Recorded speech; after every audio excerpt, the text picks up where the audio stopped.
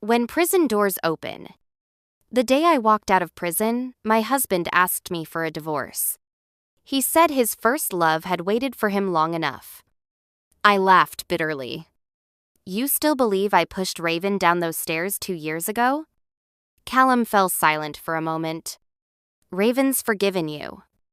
After 2 years behind bars, I walked through those iron gates carrying nothing but a worn duffel bag. Last night, my cellmate had warned me never look back at what you've lost. But I broke that promise. I'd lost too much. I couldn't forget. Callum had bought a new car. I sat in the passenger seat, breathing in the chamomile scent hanging from the rearview mirror. It felt like another lifetime. I need to buy some clothes, I said quietly. The red sundress I wore was the same one from 2 years ago, faded and loose now. Callum nodded and drove us to the mall. I picked out a white dress. The salesgirl kept going on about the fit, but I just smiled. Looking at myself in the mirror, I knew the dress hung off my frame because I was too thin now. Prison had hollowed me out. But I bought it anyway. Just like I'd married Callum, even though I knew he loved someone else. I was stubborn that way. Callum's eyes swept over me, his lips moving as if to speak. In the past, he would have said bluntly, "Aurora, that dress doesn't suit you." But he said nothing. Just pulled out his credit card and paid. As for the red dress I'd worn in, we both left it behind without a word. I'd bought that dress 2 years ago for Callum's birthday. It had been so vibrant, so full of hope. How ironic. What once seemed radiant now felt utterly defeated. Back at the house, Callum sat with his legs crossed, lips pressed together as if weighing his words. Finally, he spoke. I want a divorce. I've had my lawyer draw up the asset division. Whatever you want, just name it. His tone was businesslike. Why? I knew the answer, but I wanted to hear him say it. Raven's waited long enough. I don't want to disappoint her. He avoided my eyes. I saw something like conflict flash across his face. On my first day of freedom, my husband was asking for a divorce. But I felt nothing. Maybe my heart had broken so thoroughly 2 years ago that now it was just numb. You still think I pushed Raven down those stairs, I said flatly. Not a question, a statement of fact. A truth I'd been powerless to fight. After a pause, Callum said quietly, "It's in the past. Raven doesn't blame you anymore." Of course she didn't. Raven had gotten everything she wanted. Why would she blame me? Right, I said, my voice cold. My father loves her. You love her. Why would she blame me? Even though Raven's mother was the mistress, even though she stole my father and occupied my husband's heart, Aurora. Callum said my full name like a reprimand. I saw the annoyance in his eyes. Nothing like those early days of our marriage when he'd hold me drunk and call me Rory. I'd never liked my name anyway. Aurora like the dawn, always breaking but never quite arriving. Fragile, fleeting. Raven was a better name. Strong, intelligent, mysterious. No wonder everyone loved her. But I wasn't about to let her have an easy divorce. I won't agree to it, I said calmly. I couldn't forget those days and nights in prison. Couldn't forget Raven's triumphant, ugly smirk. Couldn't forget how Callum had protected her. How did I end up in prison? Raven framed me. My husband Callum testified against me in court. Together, they sent me away. So even though I felt nothing for Callum anymore, I would take back everything that was mine. When this ended would be my decision. Raven could stay what she was, a mistress, in the shadows. Our standoff was interrupted by a phone call. The subject dropped. I knew it was Raven calling. On my first day out, she was already pushing Callum to divorce me. How desperate could she be? But she'd always been like this. Whatever I wanted, she coveted. She even helped her mother drive my mother away. Raven and her mother were cut from the same cloth predators at their core. In the end, they won. They got my father and everything that should have been mine. But I couldn't lose. Not when I was fighting for my mother's memory. Is less than #0. 6 is greater than she'd been so pitiful.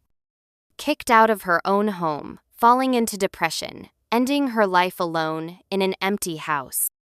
The next day, Raven asked to meet. We sat on the patio of a quiet cafe, afternoon sun warming the wicker chairs. She looked as beautiful as ever, long hair cascading down her back, flowing dress catching the breeze. These 2 years under Callum's protection had been good to her. "Aurora, how have you been?" She blinked innocently. I laughed coldly. That question was a knife, cutting deep. "You know, Callum took care of me the whole time you were gone. You're not jealous, are you?" She tilted her head, eyes wide and guileless. "What do you want?" I asked. No point wasting time. Raven didn't beat around the bush. "I want you to divorce Callum quickly. We'll give you enough money to live comfortably, whether you stay in the country or go abroad." "This isn't your conversation to have," I said flatly. A homewrecker had no right to speak. You two have no feelings left. Staying together is just torture. What's the point? She frowned, her innocent face full of accusation. How amusing. Suddenly, I understood. 2 years ago, she'd done the same thing, deliberately provoked me. Told me about her deep connection with Callum. Said they'd already slept together. I'd lost control, and in our struggle, I fell into her trap. When Callum arrived, he saw her tumbling down the stairs. The doctor's report said multiple fractures, damaged hand bones, she'd never play piano again. Her mother sued me. My father was furious. My husband testified as an eyewitness. Together, they sent me to prison. I tried to defend myself, but I was powerless. And now I picked up my coffee and threw it in her face. It ran down her pale cheeks, smearing her makeup, matting her hair. Her white dress stained brown across the chest. She looked ruined. Much better. More interesting than being a mistress, I said, smoothing down my own loose dress. Raven's face went white. The mask slipped. She stood and raised her hand to slap me. I caught her wrist and slapped her first. Looking at the red handprint on her cheek, I smiled. Done pretending? Want to hit me? I'm not the Aurora from 2 years ago. Don't provoke me again. I turned and left. Behind me, I heard her making a tearful phone call. To Callum, no doubt. Pathetic. Grown adults playing childish games. That evening, Callum came home. I expected him to confront me. He could never resist Raven's tears, always took her side without question. But I was wrong. Callum hired a housekeeper for me. That night, she cooked an elaborate dinner, chicken, duck, fish, everything. I ate until I was painfully full, then spent an hour in the bathroom vomiting into the toilet. No one's stealing your food. Why eat so fast? Callum frowned, handing me digestive medicine. His eyes were warm in the bedroom's amber light. I swallowed the pill dry, without water. A skill I'd learned inside. I used to think I'd choke, but when no one's there to help you, everything difficult becomes manageable. Callum didn't know that after 2 years of prison food, my taste buds craved stimulation, even though my stomach couldn't handle it. His eyes only saw Raven. He had no idea what I'd been through. If you came to confront me about Raven, save it. Just keep her away from me from now on. I looked at him coldly. Callum seemed startled. He frowned, exhaled slowly, said nothing. That night, he didn't sleep with me. Said he had work and went to his study. He never came to bed. Around 2 a.m., a door closing woke me. I was a light sleeper now. I checked my phone. Half an hour later, Raven posted on social media photos of barbecue food with the caption, "Thank you for comforting me." I zoomed in on the image. Recognized Callum's hand holding the skewer, our wedding ring on his finger. My husband sneaking out in the middle of the night to buy another woman barbecue. Comforting her about what? Getting coffee thrown on her? Getting slapped? Raven must have been thrilled. I could imagine her satisfaction. The next morning, Callum texted me reminders to take my medicine and said he'd scheduled a medical checkup, wanted to come with me. I'd thought he'd prefer I disappeared from the world entirely. I stood in the bathroom, studying my gaunt reflection. My hands traced from my hollow cheeks down to my protruding collarbones, my visible ribs, my flat stomach. 2 years ago, I'd dreamed countless times of having his child. But after my hands stopped trembling, I texted back, "I'll go to the checkup myself." Don't need you there. I wasn't the Aurora who depended on him for everything anymore. Now I would take back what was mine, piece by piece. Their time enjoying what they'd stolen was over. My mother came from money. When she married, my grandparents gave her companies and properties. She'd kept them all. After her suicide, she left everything to me. During my 2 years in prison, I'd contacted people my mother had trusted, kept control of the core assets. My father had managed to seize some of the other companies while I was locked away. His business success came from 2 sources, my mother's wealth and her family's connections. Yet this man felt no gratitude. Once he'd built his empire, he started keeping a mistress, fathered an illegitimate daughter. I called Lincoln Hayes. "Let's meet." Lincoln was 10 years older than me, mentored by my mother, one of her most trusted people. He'd visited me in prison regularly, staying embedded near my father all these years. "Miss Thorne, here's everything I've collected evidence of your father's affairs, his embezzlement, his illegal stock trades. Please review it." Lincoln brought a thick stack of files.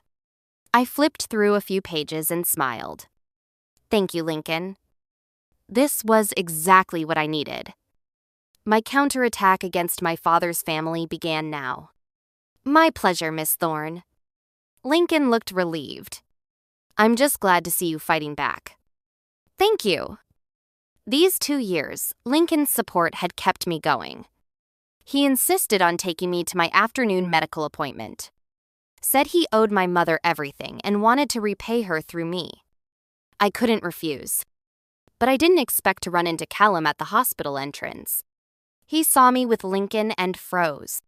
"Aurora." His voice was cold. I saw suspicion in his eyes. "This is why you didn't need me to come?" His displeasure was obvious. "Think whatever you want," I said. I turned to Lincoln with a smile. "Lincoln, could you drive me home?" "Of course." I didn't even glance at Callum. That evening when Callum came home, he loosened his tie and sat on the edge of the bed. "Aurora, can we talk?" But I'd been running around all day. I was exhausted. So I pretended to be asleep. I heard Callum sigh. The room fell silent.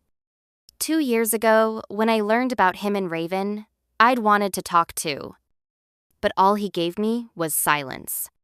How ironic. Finally, in my 2nd week out of prison, my father asked to meet.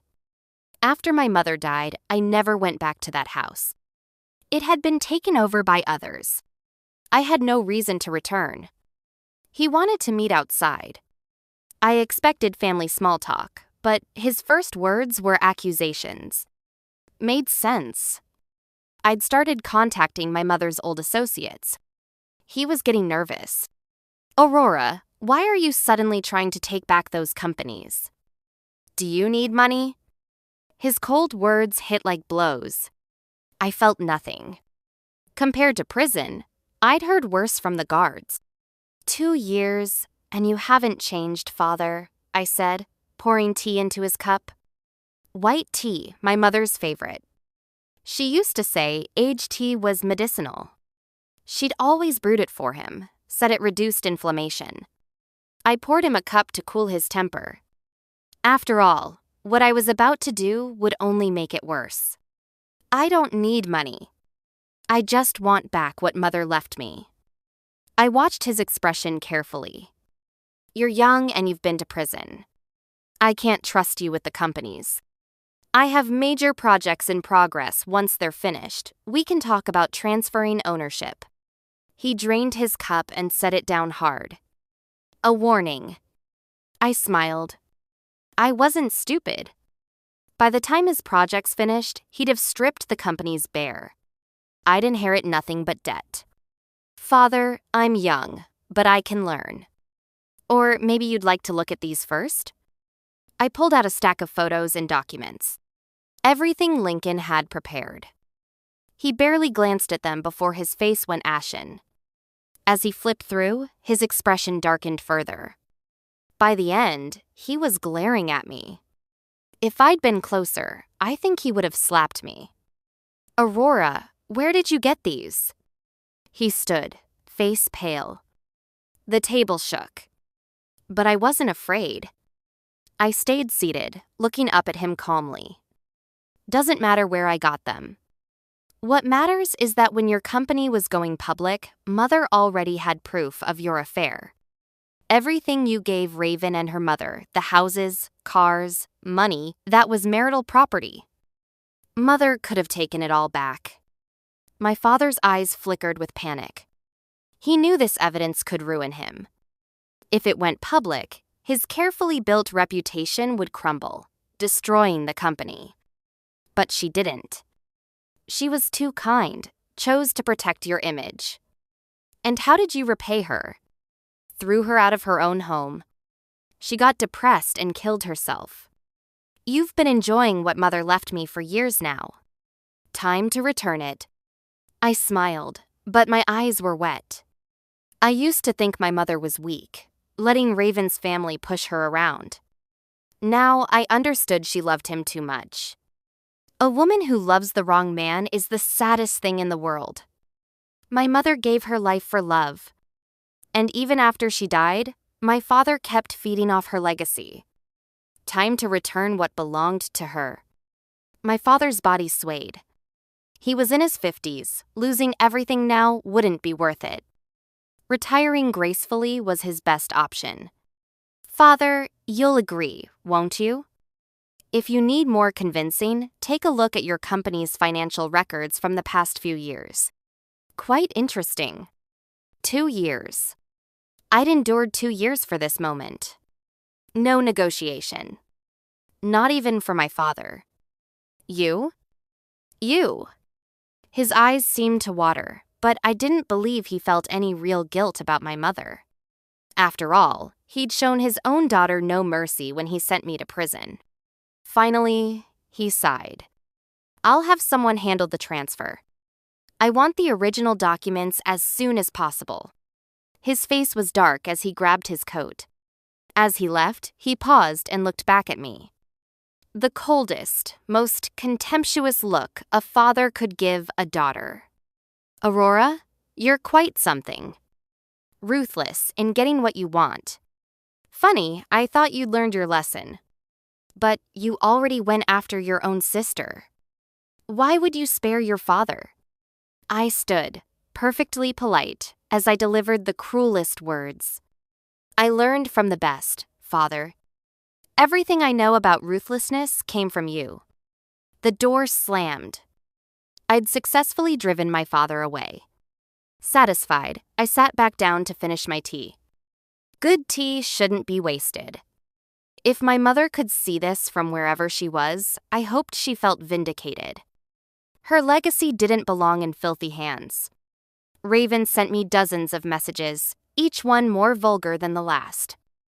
I wondered if her study abroad had actually been in some war zone. Maybe my father had told her something, or maybe Callum still hadn't divorced me either way. She was spiraling.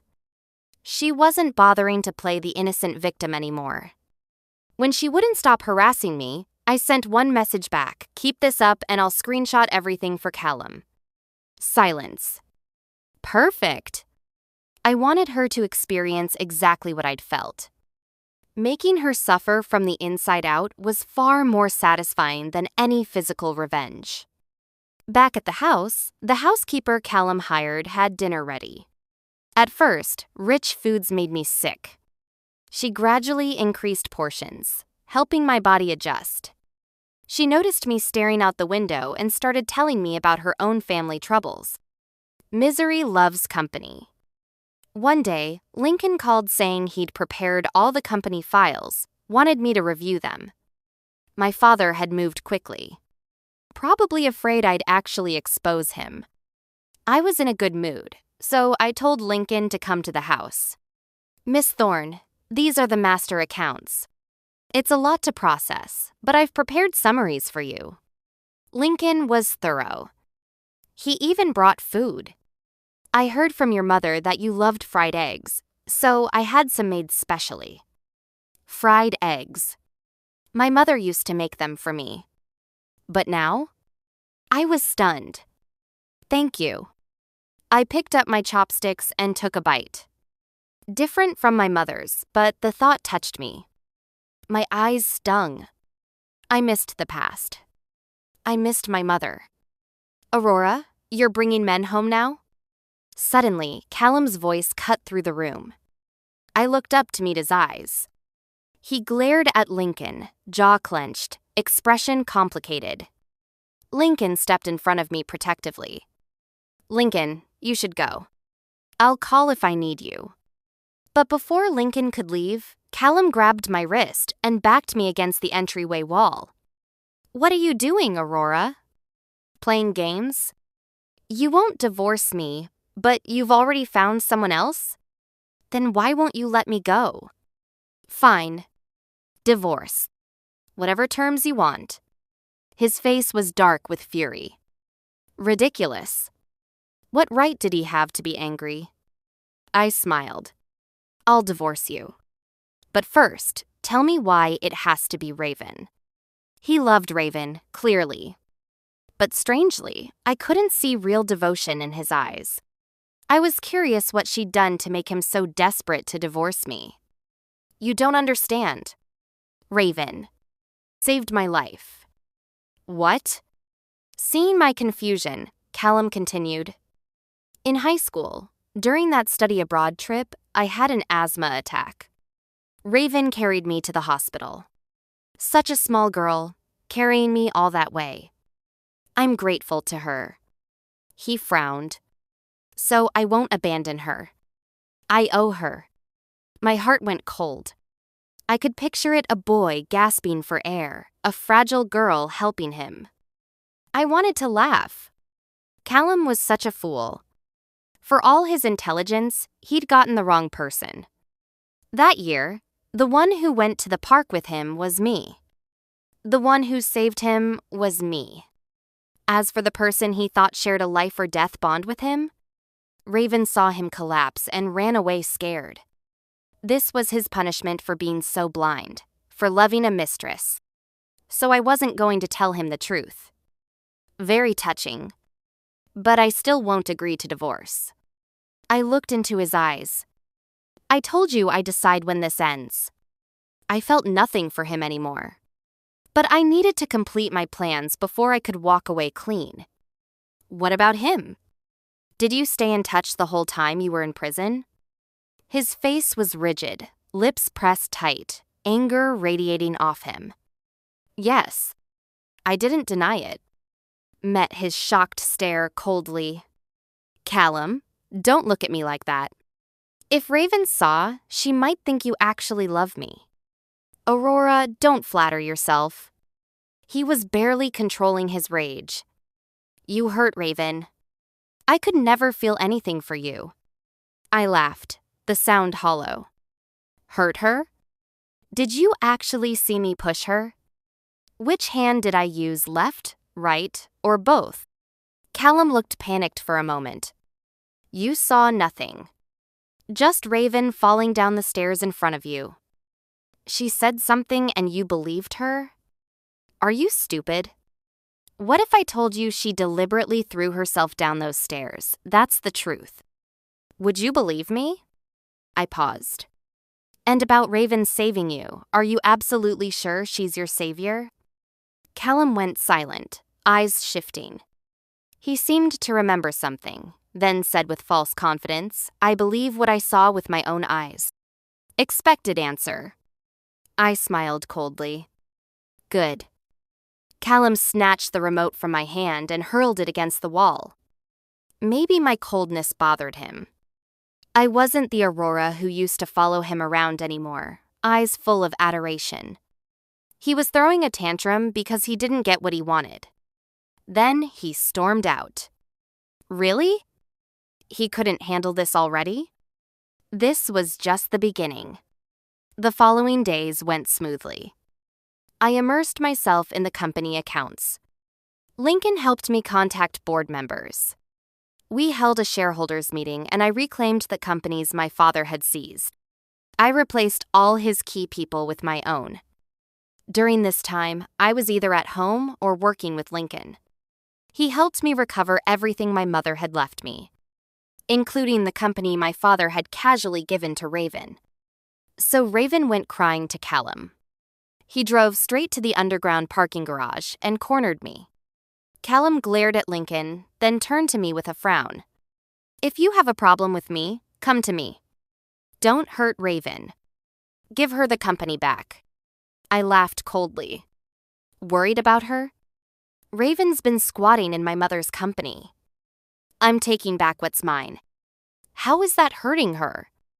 Aurora, I can agree not to divorce you, but the company… Wait. Before I could respond, Lincoln cut Callum off with a sharp laugh. Mr.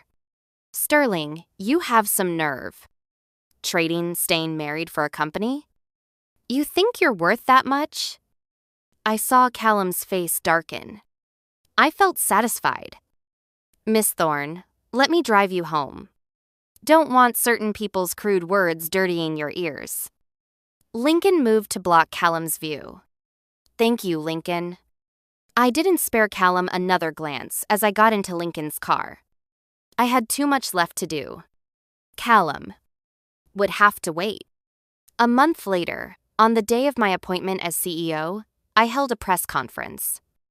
Media filled the room. I invited my father and Raven's family.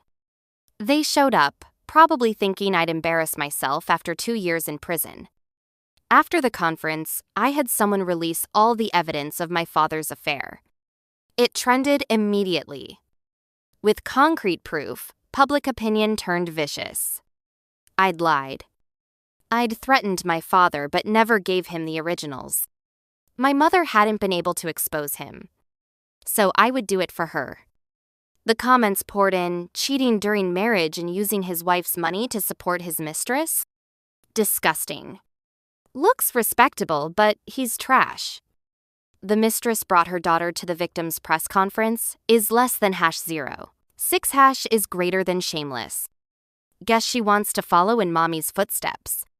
Overnight, the Ashford family became a spectacle, fodder for gossip. My father's company stock plummeted. Partners found excuses to cancel contracts. The penalties were crushing. I'd expected this. What surprised me was how fragile his network actually was. All those years building connections, and they collapsed at the first scandal. Raven called me constantly. I could imagine the venom she was spewing. On her 30th call, I finally answered. Don't worry. Wait for me at home. I wanted to see them in person. The first time I'd returned home in over a decade. The house I remembered as elegant and comfortable was now shabby and bare. Creditors must have taken everything valuable. The empty rooms held only Raven and her mother. I thought of how they'd driven my mother out, so smug and superior, grinding her beneath their heels. Just a few years later, the tables had turned. What are you doing here? Raven's mother asked defensively, eyes wide like a cornered animal. I smiled. Checking on you both. Seeing if you look like stray dogs yet. She trembled with rage. She must have remembered she'd said the same thing to my mother once. Now she looked even more pathetic. Falling from heaven to hell will do that to a person. Satisfied? Now get out. She screamed like a street vendor. Raven's mother collapsed to the floor, sobbing. Her scattered hair showed streaks of white. She used to be beautiful, using that beauty to destroy everything in her path. But time spares no one. Should take better care of yourself. Look at that gray hair. Father will leave you for someone younger. Raven lunged at me, pointing. Aurora, you're evil. How can you say that? She's your elder. Pathetic. I'm evil? You two have thick skin. Should I remind you what you've done? I laughed. Raven rushed at me. I dodged and she missed, hitting the cabinet with her head. The floor was slippery. Blood appeared on her forehead. And don't flatter yourself. I don't have an elder like her. Footsteps sounded outside. Raven backed up on the floor, crying, Aurora, I love Callum truly. Even if you beat me to death, I won't give up on him. She looked pitiful. I have nothing left. You took my company. What more do you want? Aurora. Callum rushed in, going straight to Raven. His voice gentled. I'll take you to the hospital. Raven's mother grabbed Callum's arm, tears streaming. Thank God you're here. She took the company and now she wants to beat Raven to death. She's so cruel. 2 years in prison didn't change her at all. It's terrifying. Raven buried herself in Callum's arms, sobbing. Now that my father's company had collapsed and everyone avoided the Ashford name, the only person they could turn to was the lovesick Mr. Sterling. This performance was quite something. You say I beat her. Do you have proof? I said coldly. Callum, I'm starting to think you're remarkably gullible. Raven clutched her head, crying inconsolably. I'd had enough of her act. I stepped closer, voice low and mocking. Such good acting. But what if Callum learned the person who saved him wasn't you? How dramatic would that be? Raven's head snapped up, face panicked. She must not have expected Callum to tell me about that incident. Some truths needed to surface. Not to clear my name, but because these truths would be blades piercing straight into Callum's heart. My father and Raven's family had gotten what they deserved. Next, it was Callum Sterling's turn for punishment. I gave Callum one meaningful look and left. This house would soon be overrun by creditors anyway. I didn't need to drive them out. They'd have to leave on their own. All my memories died with my mother. Nothing here was worth keeping anymore. Back home, I started packing. Had Lincoln contact a divorce lawyer? Callum wanted a divorce? Fine. It was time. I was finishing when Callum came home. We need to talk. He grabbed my hand, but I anticipated it and pulled away. His face darkened. He frowned. Rory. Do you hate me that much now? Rory? Why the change in name? Shouldn't you be comforting Raven? Is less than #0. 6# is greater than Y come back. I looked at him coolly. Actually, I've had my lawyer draft divorce papers. The house is marital property. We split it. I don't want your company assets or cash. I watched his expression grow darker. So we're even. If you're unsatisfied with anything, I paused. Contact my lawyer. I had nothing left to say to Callum. Callum hadn't expected me to be so decisive. His emotions spiraled. Rory, you said I'm gullible. Are you hiding something from me? Of course he'd caught that. But I wouldn't tell him. These blades needed to be discovered by him, then driven into his own chest. I didn't spare him another glance before leaving. I'd stayed in hell long enough. Now it was Callum's turn. 3 days later, Callum came to my office. His eyes were bloodshot, his usual composure gone. He looked frantic, desperate. I raised an eyebrow and pushed the divorce papers across my desk. If everything looks good, sign and we'll make it official. Callum stared at the papers, voice hoarse. I won't divorce you. He bit out each word. Aurora, I'm not divorcing you. I found out everything. His voice broke as he looked at me, taking a shaky breath. I know everything. I had someone investigate the study abroad trip. The school nurse remembered me. I showed her photos of you and Raven. She said, I smiled, cutting him off is less than #0. 6# is greater than so? I also know you were pregnant in prison. With my child. But that baby, So, you know you're a murderer. The one who killed our child, right? I kept smiling, voice light. Callum, now that you know everything, how can you have the nerve not to divorce me? I won't stay with the man who murdered my baby. Callum was a murderer too. He had no right to live in peace. Good. Let him drive that blade into his own chest. Let him know the truth. Let him drown in guilt. Let him never find peace. My words hit Callum like a physical blow. All strength seemed to drain from him. He clutched the divorce papers, devastated, then fled in panic. How pathetic. I didn't see Callum for 2 weeks after that. Lincoln told me Callum refused to sign the divorce papers. Fine. I told my lawyer to inform him that if he didn't sign, I'd file for divorce through the courts.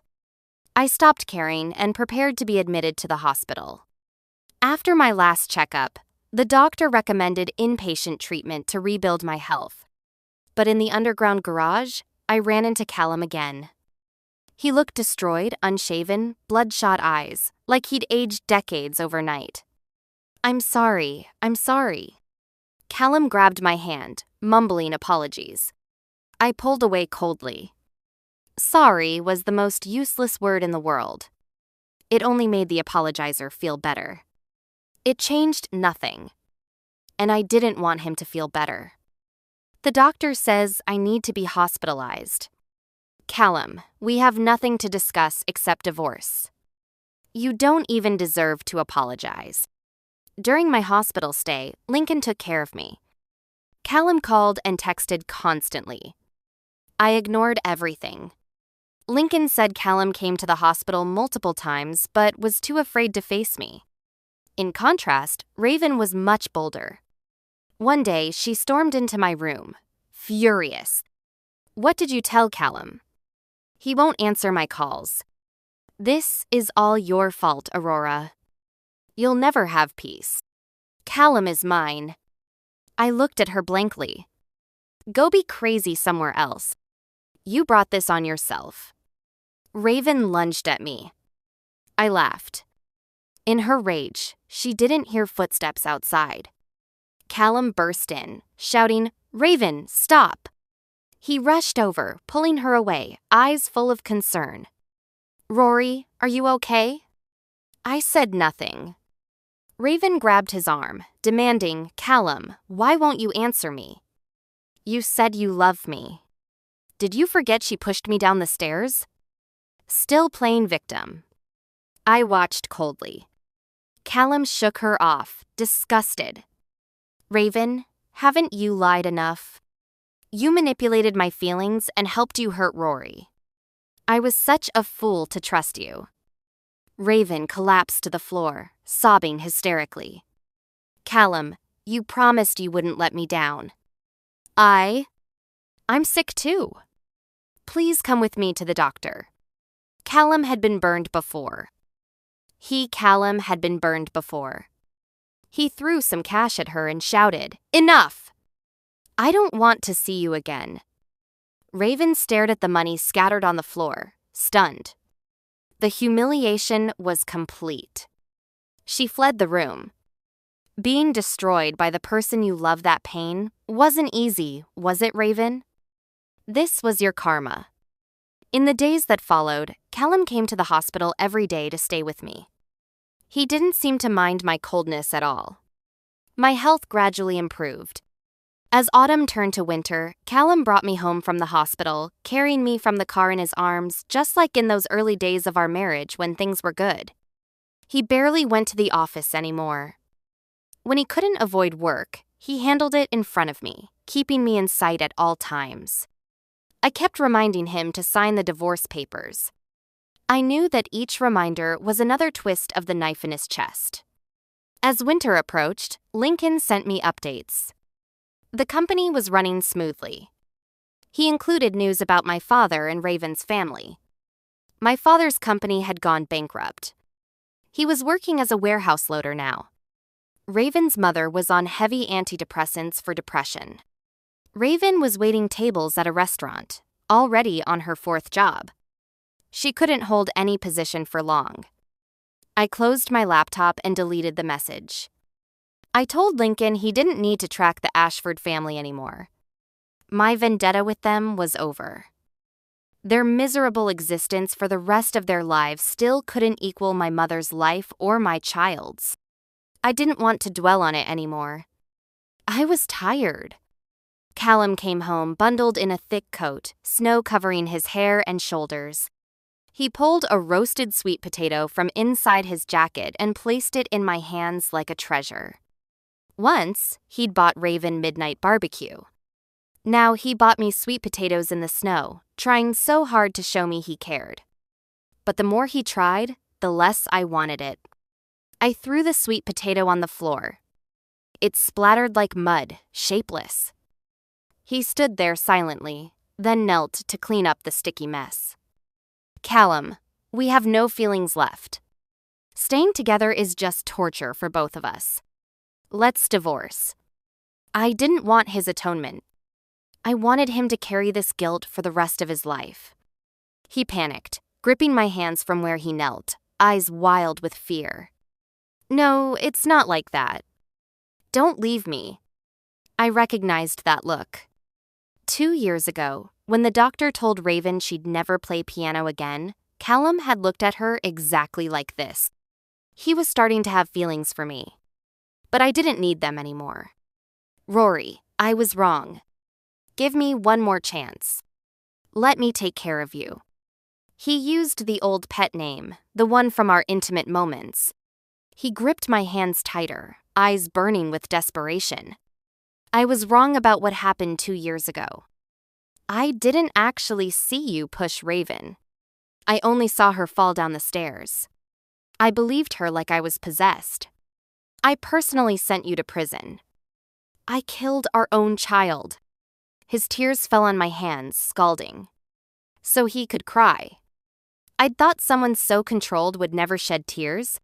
Finally admitting you were wrong. How difficult that must have been. I pushed his hands away. This needed to end properly.